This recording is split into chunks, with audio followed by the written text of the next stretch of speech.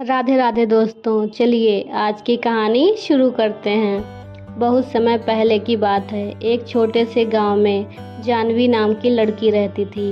उसके पिताजी एक छोटे किसान हैं और माँ एक गृहिणी हैं जिनका स्वास्थ्य खराब रहता था। जानवी ही अपनी माँ की देखभाल करती और खेत में काम करती। जानवी बहुत सुंदर और दयालु थी। लड़की के पापा फूलों की खेती करते थे। जानवी की माँ दिल की रोगी थी। जानवी ही उनकी देखरेख करती और खेत पर पापा का हाथ बटाती। एक दिन जब जानवी अपने खेत से फूल तोड़ रही, तभी उसे एक बहुत सुंदर मधुर संगीत और गाने के आवाज़ सुनाई दी। पहले तो जानवी ने ध्यान नहीं दिया, पर जब वह संगीत में मदहोश होने लगी, तब उससे रहा नहीं गया। जहाँ से गाने की आवाज़ आ रही थी, जानवी उसी ओर चल दी।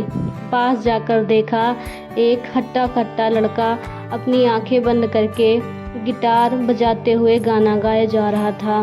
जानवी उस अनजान लड़के को एकटक होकर देखने लगी।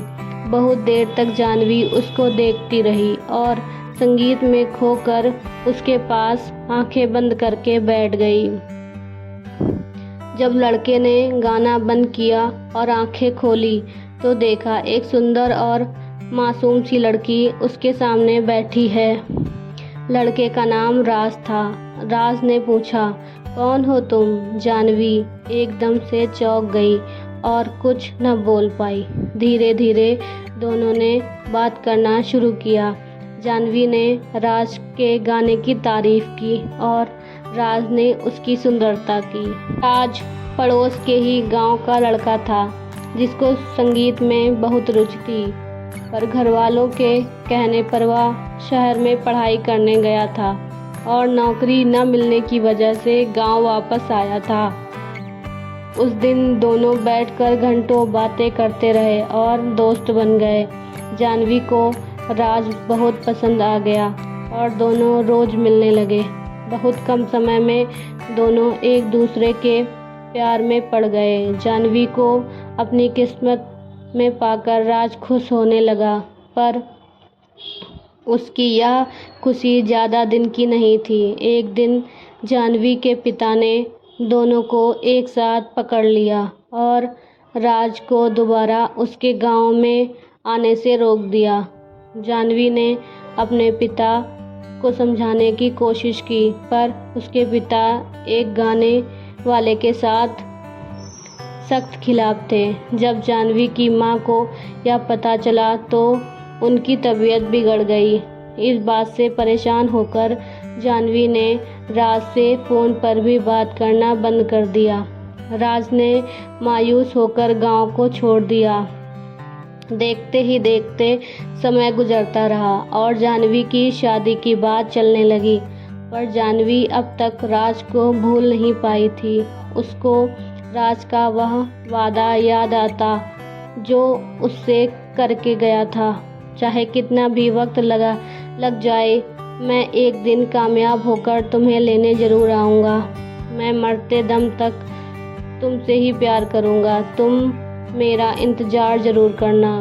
कभी कभी जानवी को लगता कि राज उसको भूल गया है और कभी कभी लगता वह जल्दी ही वापस आ जाएगा।